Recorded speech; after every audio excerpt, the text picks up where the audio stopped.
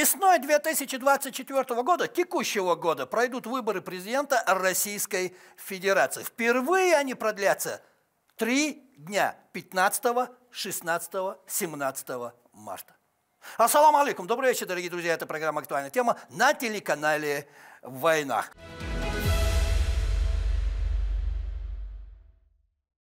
Маслович, как я уже сказал, у нас выборы скоро, весной 2024 года. Выборы президента России. Но сперва, друзья, я хочу вот о чем вас спросить. Выборы в 2024 году. Кто станет новым президентом или войдет в состав парламента, должны определить в 64 странах мира. А это около 4 миллиардов людей на сегодняшний день. Среди этих выборов, а вы это знаете лучше меня, президентские выборы в Тайване, всеобщие выборы в Индии, выборы президента России, о чем мы уже говорим весной, всеобщие выборы в Мексике, выборы в Европарламент, всеобщие выборы в США осенью. И тут мой вопрос. Скажите, а что вы ждете в 2024 году, исходя из всего того, что я вам сказал?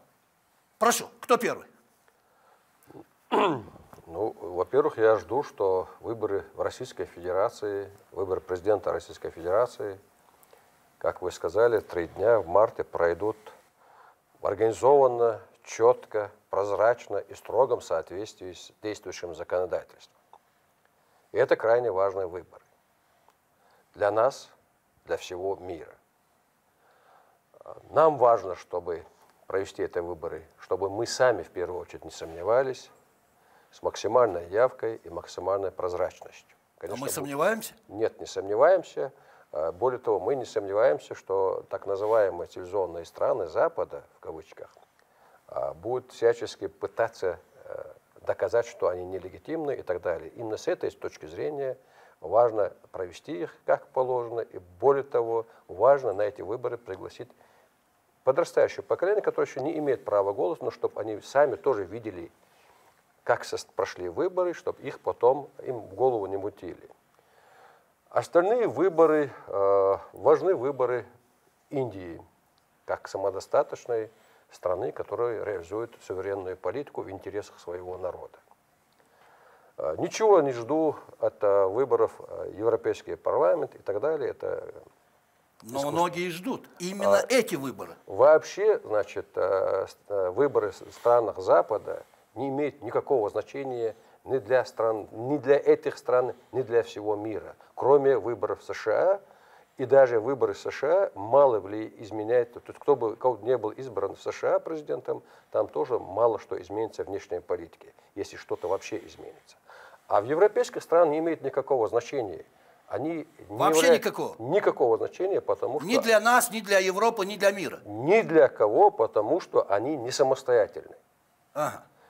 Выборы имеют значение для страны, если она пытается реализовать самостоятельную политику в интересах своей страны.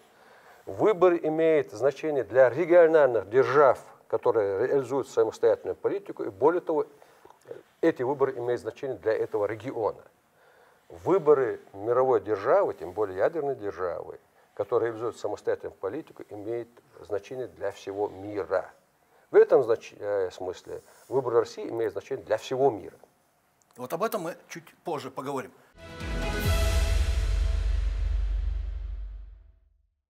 Тимур, играет роль какую-нибудь Европарламент, особенно выборы Европарламент весной?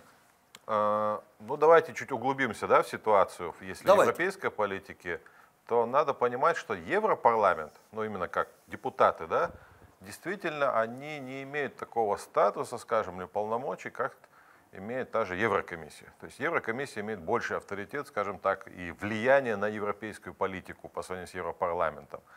И мы знаем, что руководитель Еврокомиссии, она очень в целом негативно настроена против Российской Федерации и всячески пытается воздействовать на страны, на государства, которые входят в Евросоюз. Ну, можно сказать, вся Европа настроена против России, мы это знаем. Ну, может быть настроена вся или нет, но есть определенные люди, которые настроены больше, которые меньше. Поэтому есть люди, которые не так нормальные люди, которые понимают ситуацию и которые благожелательно настроены к Российской Федерации. Поэтому важно, чтобы в руководстве Европы, допустим, были люди, которые более комплементарно относятся к Российской Федерации, которые понимают ситуацию вокруг противостояния вообще вокруг вот этого специальной военной операции на Украине. Поэтому вот это очень важно. Ну, там надо углубиться чуть, конечно. Да, Хусейн прав. Гораздо важнее, допустим, как поступит Германия в этом вопросе, нежели что скажет Еврокомиссия, потому что Германия, допустим, до сих пор, по большому счету, она рулит всей ситуацией в еврозоне. В то же время мы прекрасно знаем, что очень часто идет Европа на поводу у Соединенных Штатов Америки. И там тоже мы знаем, опять же, есть ситуация, опять же, этот реваншизм, с которым идет, реваншистские настроения, с которыми идет на будущие выборы Трамп. И опять же, аналитики, я не знаю, насколько аналитики правы, когда это говорят, очень сложно предугадать. В прошлый раз, когда Трамп тоже становился президентом США, все говорили, что это будет, так сказать, вообще чуть ли не пророссийский ставленник. А сейчас все говорят, что ничего не изменится. Ничего не изменится. Мы можем только прогнозировать. Но мы в целом знаем, что Байден, хуже Байдена, по-моему, ничего не может быть. Хуже Байдена уже ничего не будет. Да, а Трамп идет с другими настроениями. Трамп, в принципе, придерживается политики изоляционизма, которые Соединенные Штаты придерживались, я не знаю, в 19 веке, скажем, в начале 20 века. Это потом уже ситуация стала меняться, и вот уже во второй половине 20 века США активно вмешиваются в любые процессы, которые происходят в земном шаре, пытаются как-то влиять на ситуацию, а Трамп как раз относится к противникам такой политики, не потому что это там выгодно, допустим, нашей стране или нашему президенту, а потому что так выгодно ему и так, в принципе, достаточно хотят простые американцы. Хорошо, а как данные выборы, год выборов, я так назову, 24-й год, может изменить мировую политику? И насколько сильно она может измениться? Прошу. Что говорят СМИ об этом?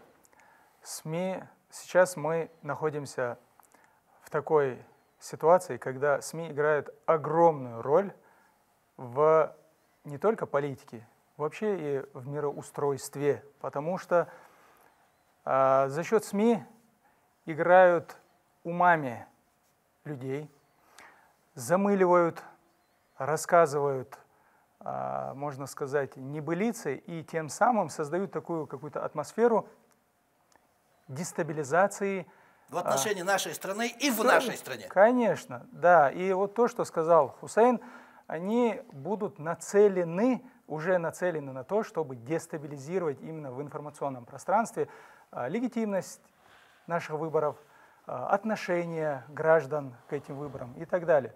Что касается самой системы СМИ, то это такой инструмент, которым мы, к счастью, по крайней мере в нашей республике, мы владеем очень хорошо. Мы научились отражать информационные атаки.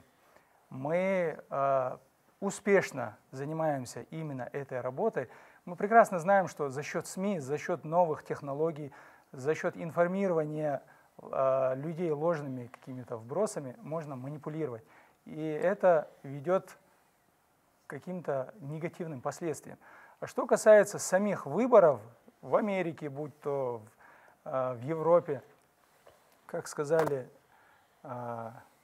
наши друзья, ничего особо, что в Европе, что в Америке, не изменится. Не изменится. Нам сейчас главное, чтобы мы в нашей стране, мы жили и продолжали двигаться в лучшем направлении. Мы сейчас находимся в такой стадии, когда мы идем вверх. И это нужно поддерживать, знать и верить. Вот. Хорошо. Скажите мне, 64 страны, 4 миллиарда человек, выборы, год выборов, 24-й, выборы в России, президента России. Почему именно к выборам президента России такое большое внимание всего мира, не только Европы? Почему все ждут эти выборы? Почему? Почему к ним такое внимание? Казалось бы, просто выборы и все, но к ним самое большое такое внимание. Их все ждут, весь мир ждет. Почему? Прошу. Потому что весь мир понимает, что от России зависит очень многое. Как только Россия стала реализовать политику как независимое суверенное государство в интересах своей страны, в интересах своих граждан, много нам пришлось изменить в действиях своей страны. Конечно, они понимают, что Россия будет влиять на мировую политику. Одна часть ждет с большой надеждой, что, наконец, многополярный мир сформируется окончательно. С выбором президента России. Это очередной шаг реализации этого проекта. Значит, что страны, которые, скажем так, не самые мощные, не самые сильные в экономическом, военно-политическом плане, им будет кому апеллировать, что не будет одна единственная инстанция, как мировой жандарм, принимать решения и каждый год определять по несколько стран, которые они будут бомбить.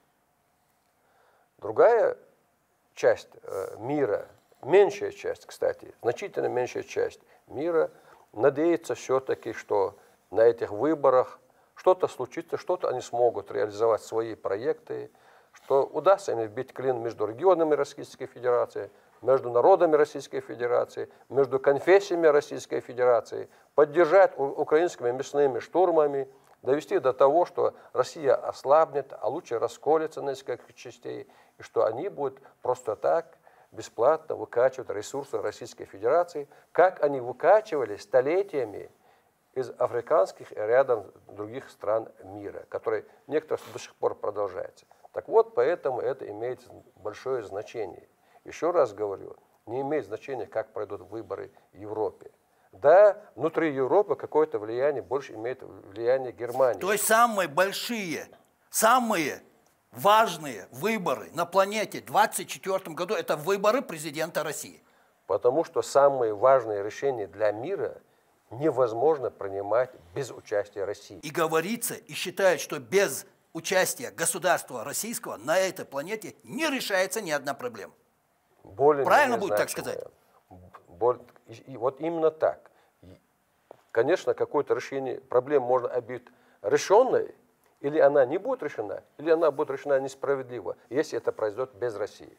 Хорошо. Что ждет мир от выборов президента России? Что дадут выборы в России, президента России, всему остальному миру? Прошу. Тимур. В 90-е годы Российскую Федерацию пытались поставить на колени.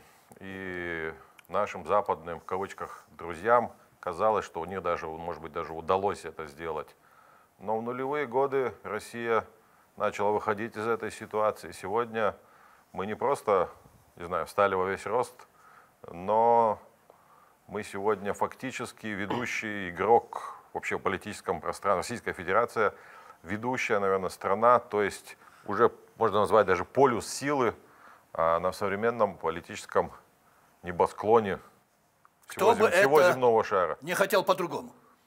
Ну, пусть кто хочет, что хочет, говорит, думает и так далее, но против фактов, что называется, не попрешь. И я думаю, что даже те, кто говорят иначе, они в душе понимают, как они глубоко ошибаются. Поэтому, естественно, когда на полюсе что-то происходит, это отражается, на полюсе силы в данном случае, то это отражается абсолютно на всех, не знаю, силовых линиях, да, на всех взаимоотношениях между любыми государствами. Что-то произошло сегодня, какое-то решение вызвано в России, это неизбежно отразится на отношениях Тайваня и Китая, к примеру. Да? Казалось бы, важная тема, но без России там тоже ничего не будет решаться. Мы прекрасно это знаем. Мы прекрасно знаем, что у России есть политические, экономические, я не знаю, социокультурные, в конце концов, отношения с любым государством, включая африканский континент. И поэтому все, что делает Российская Федерация, все, что делает руководство страны, все, что делает ее лидер, это так или иначе отражается на любой точке земного шара.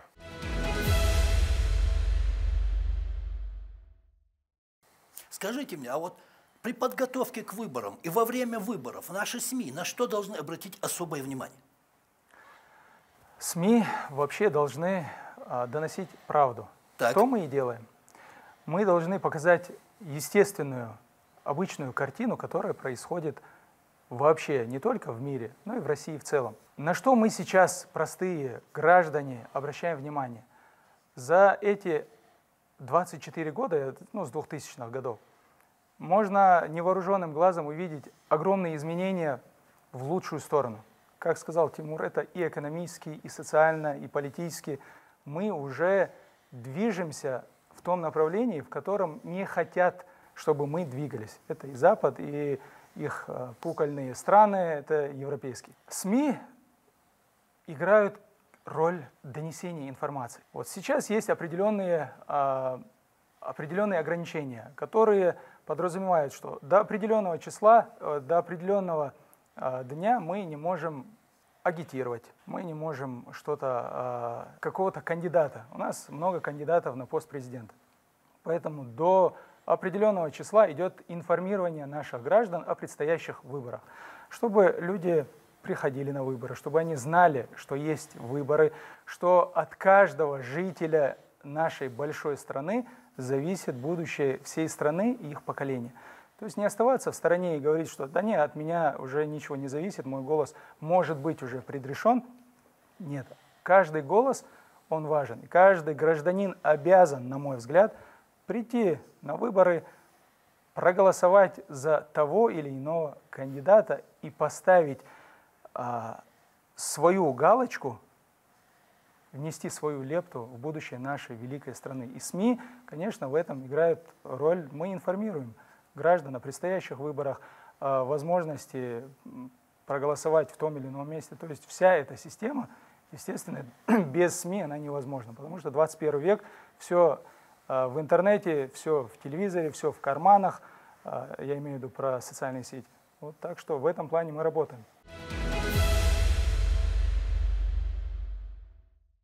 Друзья, а скажите мне, а что сама Россия ждет от выборов президента России?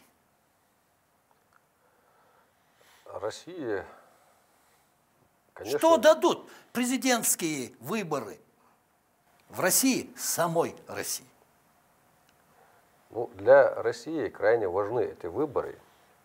Конечно же, безусловно, выборы, проведенные легитимные, прозрачно, как положено, в соответствии с действующим законодательством, вселяет уверенность этих людей, что власть легитимна, и она будет дальше действовать легитимно. Но есть же некоторые, какие эксперты, которые стараются доказать, что это нелегитимно. Я более того скажу, ПАСЕ приняло решение еще в сентябре, что если в марте 2024 году на выборах победит президент Путин, выборы будем считать несостоявшимися, нелегитимными. То есть пытается за нас решать. А это мнение для нас очень важно? Для нас не важно. Нам важно быть уверенным, что мы сделали все по закону. Когда человек поступает по закону, его совесть чистая, он уверен в себе, и он не оглядывается на то, что говорит слева, справа и так далее. Мы должны понимать, что они будут в любом случае свою грязь пытаться лить, а нам надо быть уверенным в том, что мы все правильно сделали, а для этого надо проводить по закону в соответствии с эти выборы. И чтобы у нас внутри не только те, которые принимали участие в выборах, я не случайно сказал, надо с собой брать и подростков, тех, которые на выбор, чтобы они видели своими глазами. Эти подростки сегодняшние, которые не достигшие 18 лет, вот их будут пытаться раскачать они, чтобы их убедить, что выборы были незаконными, их с нарушением закона провели, что люди не пошли на выборы. Они своими глазами должны видеть, что все прошло по закону, что они сами видели, что как на участках люди приходили и голосовали. Для нас это важно в будущем, и чтобы в последующем и даже на следующих выборах, чтобы не было инцидентов, что там в 2024 году не так состоялись выборы, можно и здесь поступить иначе. То есть речь идет о том, что для уверенности внутри спокойствия, единства как внутри страны, так и уверенно в принятии решений внешней политики нужны как раз нормальные выборы, которые состоялись, и законно избранный глава государства, который будет иметь право принимать решения, брать на себя ответственность, он будет это понимать, и его уверенность в том, что все было сделано правильно, по закону, позволит нам дальше двигаться вперед. Мы не можем жить как 90-е годы, ожидая очередной корабль с ножками Буша из-за океана. Не надо. И ходить на этих коленях, просить МВФ, дайте хотя бы еще 1,5 миллиарда или 3 миллиарда, иначе мы здесь выборы проиграем или кто-то бунт поднимется. Мы совершенно другой страной стали, самодостаточной, уверенной в себе, которая там реализует свою политику, борется за свои национальные интересы. Даже те, которые сомневались, гордятся своей страной. Выборы президента в 2024 году – это новая ступень в развитии всей страны. Это очередной шаг в уверенное будущее, цветущее будущее нашей страны. Друзья, вот скажите мне и нашим телезрителям, по вашей оценке, насколько выборы 2024 года, выборы президента в России, могут быть сложными? И какие факторы могут повлиять на данный процесс, или такого не будет? Что нам ждать? Я вижу только одну возможную опасность, которая, возможно, повлияет на явку выборов. Я имею в виду не то, что они будут легитимны или нет. Вопросов тут нет, там явка будет более чем высокая. Не сравнить ни с какими западными странами. Возможно, очень маленький процент не придет на выборы из-за того, что, как сказал Ламберт, что и так люди, подавляющее большинство пройдут, проголосуют, выборы состоятся, можно обойтись без моего голоса. Вот это одна только опасность, которую я вижу. Я надеюсь, это самая этакая такая да, опасность. Более того, именно сейчас, как раз вынужденное решение, которое принял президент страны о проведении специальной военной операции и последующие события, которые происходят внутри страны и вокруг нашей страны, конечно же, сколыхнул и, по крайней мере, там от этого проснулись все, кто имеет хотя бы малейшую сопричастность со своей страной, они придут, проголосуют. Вот есть только одну причину, которой, может, кто-то не придет. Я этого вижу. А в остальном я убежден, что в нашей стране организуют структуры Центра избиркома и региональной участковой избирательной комиссии. Я убежден, что они абсолютно готовы к проведению выборов. Я убежден, что будут созданы наилучшие комфортные условия для того, чтобы каждый гражданин мог выразить свою волю. Я убежден, что эти люди придут. Я убежден, что для них будут созданы безопасные условия. И даже то, что принято решение о проведении голосования 3 дня, это дает дополнительную возможность и гарантии, что каждый сможет прийти и проголосовать. В один день может что угодно случиться. Человек там заболел или что-то неотложное дело, жизненно важное дело. А за 3 дня всегда можно найти время прийти проголосовать. Я говорю не только нашей республике. В нашей республике вообще нет никаких сомнений, что близко к 100% людей пройдут и проголосуют как надо, как они считают правильным. Я говорю вообще по всей нашей стране, что будет очень высокая явка и все пройдет на высшем уровне. Ламберт, ваше мнение? Ну, бояться, я думаю, не стоит. Как сказал Хусейн, в Чеченской Республике, как и предыдущие годы, явка всегда была, есть и, уверен, будет самой высокой, потому что мы сами видим все эти изменения, которые происходят не только в стране, но и в Чеченской Республике. И мы-то голосуем за будущее, не плохое будущее, а еще более лучшее будущее. Поэтому, когда ты видишь вот эти все позитивные изменения, то автоматически не прийти на выборы и не оставить свою лепту, но это будет неправильно.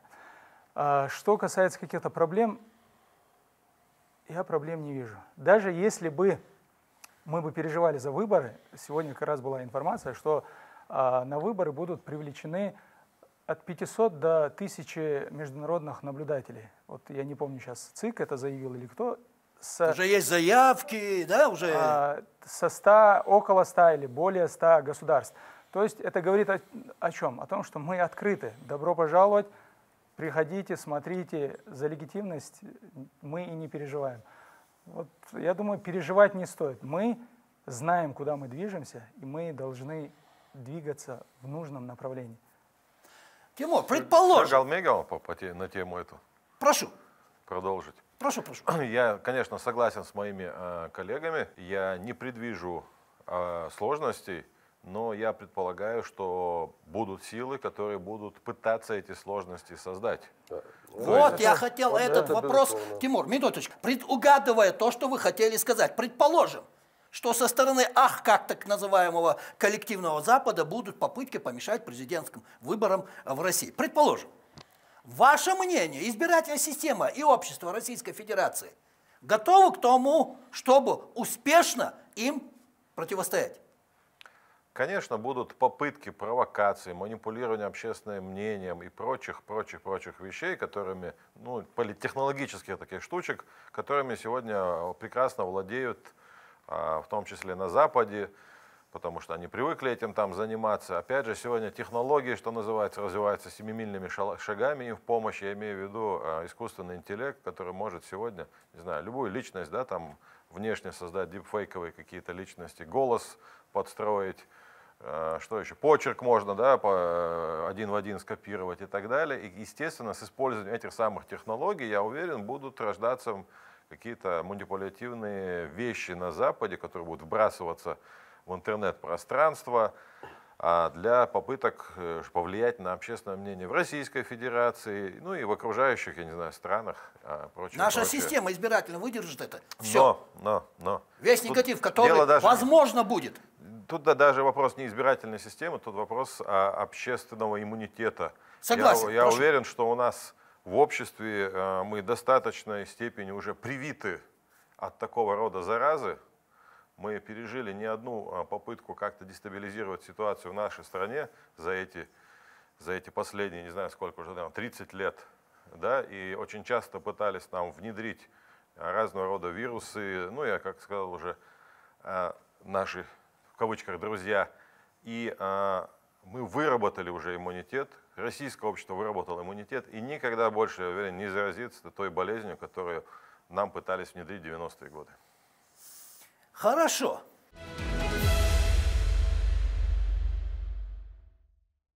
И тут я хочу вот о чем вас спросить, друзья. Выборы президента на Украине отменены.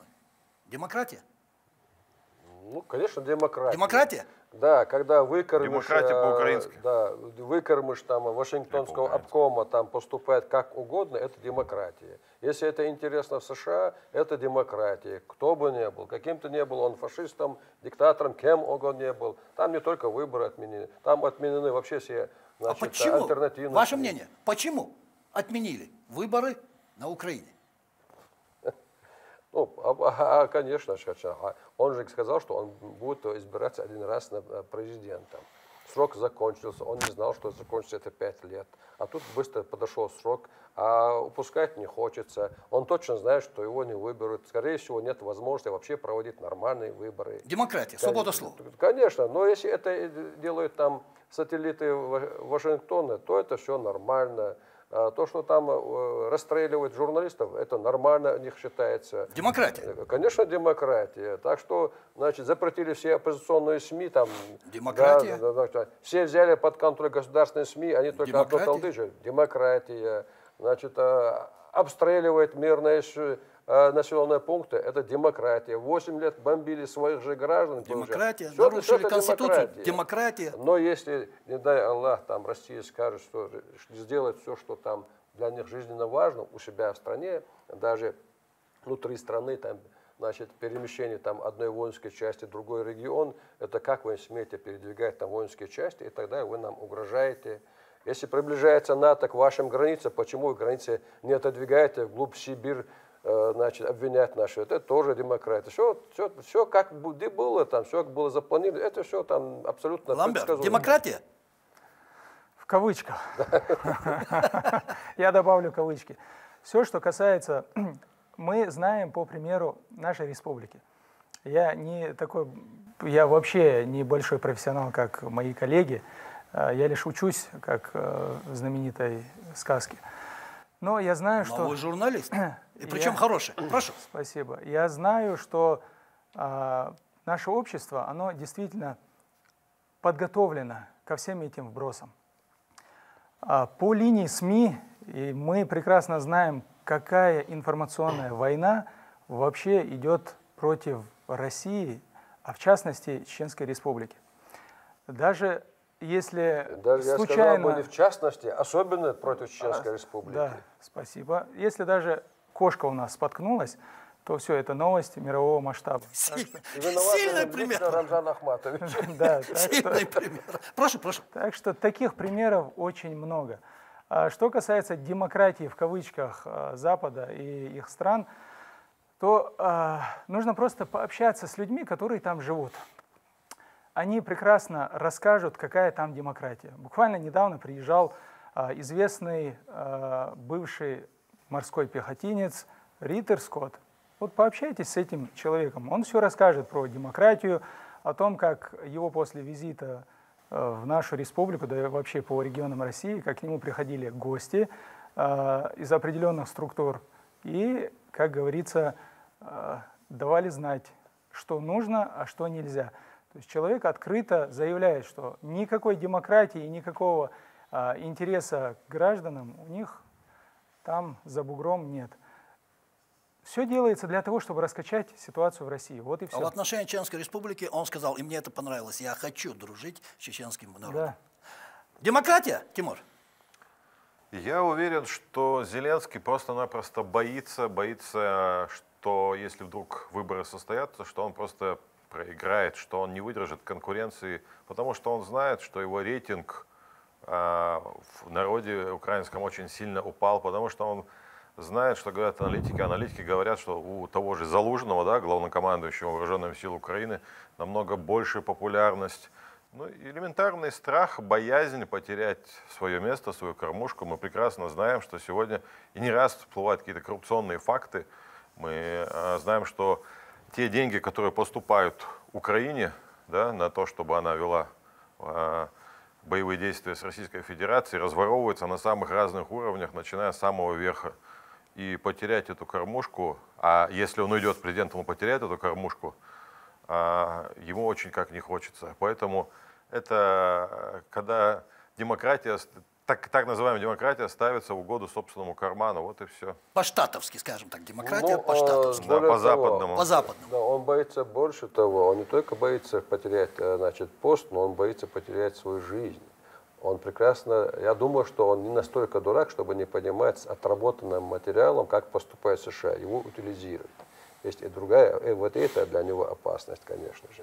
Надо бы задуматься. Так что, а что касается демократии, вообще-то западных стран, это всего лишь красивая обертка, которую нам показывали сперва Советскому Союзу, потом России, какая у них демократия. Да нету там никакой демократии. Вы посмотрите, там все лидеры, так называемые лидеры европейских стран, как они приходили к власти, даже тот же там Зеленский, какие были у них лозунги и что они начали реализовывать, приходя к власти. Партии, например, в Италии, что говорила, а теперь что реализовывать. То есть нету там особого, кого бы ни избрали, там, как сказал Вашингтонский обком, так они и будут выполнять.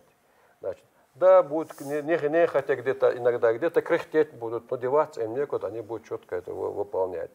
И как бы ни обещали, там, что бы ни говорили перед выборами, ничего от этого не зависит. Более-менее там голос, разум, и точнее, вот небольшой интерес собственной страны звучат только из 3 стран. Венгрия, Сербия четко там интересы своей страны там в участи постарается держать. И вот буквально недавно победивший Словакия, Фица начал говорить об интересах своей страны. И когда лидер страны говорит об интересах своей страны, это как будто удивительно, оказывается, все-таки могут здраво рассуждать, кажется, Европе. Более того, я вам скажу, там, этих европейских политиков, основная масса жителей европейских стран их не поддерживает. Их не там разные, то, что внедряют там новшества, извращения, тоже они не поддерживают, но им тоже там особо выбор, их никто не слушает. Абсолютно. Я уверен, что значительная часть, если не большинство жителей Европы, с пониманием и поддержкой России относятся, но их никто не собирается слушать. Но зато у них демократия. Ну, да. Очень огромная демократия. К сожалению, время нашего эфира заканчивается. Очень актуальный и нужный разговор. И мой последний вопрос.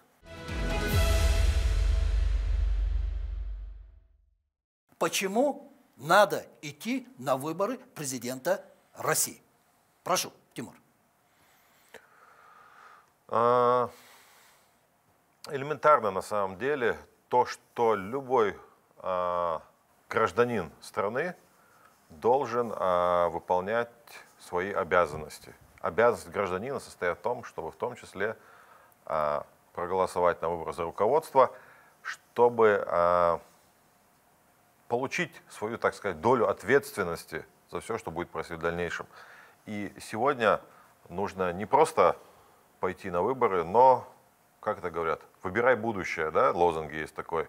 Вот сегодня каждый гражданин Российской Федерации должен пойти на выборы, проголосовать для того, чтобы выбрать свое будущее, прекрасное, стабильное будущее. Номер, прошу. Ну, как я ранее сказал, что каждый гражданин должен понимать, что от его голоса зависит действительно многое. Не так, чтобы остаться в стороне и сказать, да не, это не мое, и за меня уже кто-то решил. Нет. Мой голос, к примеру, это мой голос. Я могу его отдать за того, кого я считаю необходимым для того, чтобы он руководил страной. И это гражданский долг, как сказал Тимур.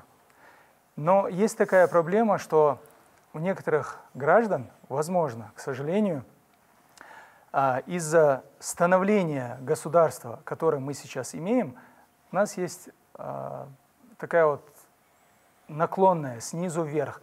Да, у нас были в 90-е проблемы, и экономика, и все остальное, но Москва не сразу строилась. Страна большая, мы движемся в нужном направлении, развиваемся во всех направлениях. Сейчас основной акцент на внутренний продукт. Буквально недавно было совещание по развитию государственных пабликов. Что это говорит? Мы все пользуемся иностранными разработанными социальными сетями. Вся информация, будь то WhatsApp, Instagram, все запрещенные, то есть мы ими пользовались. Но теперь есть своя, отечественная, причем давно и не уступающая остальным аналогам, страница ВК, то есть социальная сеть. То есть мы должны развивать свое, планомерно двигаться. И почему нам нужно всегда пользоваться чем-то зарубежным? У нас большая страна, возможностей, очень много умных людей, и мы вот это вот все должны аккумулировать. Проголосовать за того или иного кандидата и вместе с ним двигаться вперед. Вот. Хусейн. Вы знаете, в конце 91-го года в нашей республике были некая группа людей объявлены выборы. И основная масса жителей нашей республики отдали это на откуп этим проходимцам, проигнорировали выборы. Что произошло, мы хорошо помним. В начале 2000-х, в 2003 году, мы проводили референдум. Вся республика вышла, проголосовала, поддержала, мы приняли Конституцию, а потом провели и выборы, и также вся республика вышла, проголосовали. Что мы имеем, видим. Как говорится, две большие разницы. У нас есть два варианта. Проигнорировать выборы, а потом плакаться в жилетку. Всех критиковать, сидеть на заборе. И второй вариант. Пойти на выборы, выразить свою волю, заявить о своих правах, реализовывать их. А потом, после выборов, значит, не надо критиковать власть, если она заслуживает того. И говорить там, я принимал участие в выборах, я голосовал, а теперь я предъявляю свои права дальше. Не получится сейчас сидеть на заборе. Ситуация другая, поэтому все должны проголосовать, пойти на выборы. А за кого проголосовать, каждый решает для себя. Приведу только две цифры для сравнения. В 2000 году в начале минимальный размер минимальный размер оплаты труда 83 рубля. Где-то во второй половине 2000 году увеличили до 100 рублей. С 1 января этого года 19 242 рубля. Это много, конечно, этого недостаточно, но мы движемся. Просто сравните, 83 рубля и 19 242, которым мы, конечно, тоже недовольны.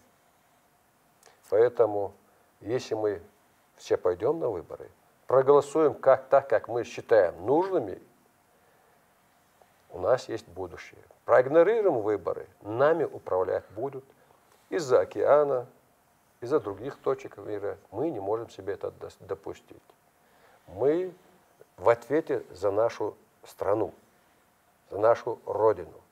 А если мы хотим быть успешными, мы должны проводить четкие выборы и все выйти проголосовать за того или иного кандидата в президента Российской Федерации. Спасибо. Спасибо, что пришли, ответили на наши вопросы, высказали свое мнение. Встретимся в марте на выборах. Да. А на сегодня это все, дорогие друзья. Это была программа «Актуальная тема» на телеканале «Войнах». И единственное, что я хочу добавить, друзья, к всему тому, что мы сегодня говорили. Сильный президент, сильная страна. Еще раз напомню, что в марте 2024 года пройдут выборы президента Российской Федерации. Они будут проходить 3 дня – 15, 16 и 17 марта. А за кого голосовать? Тут право каждого. Встретимся на избирательных участках. Удачи. И напоследок, не болейте, будьте здоровы.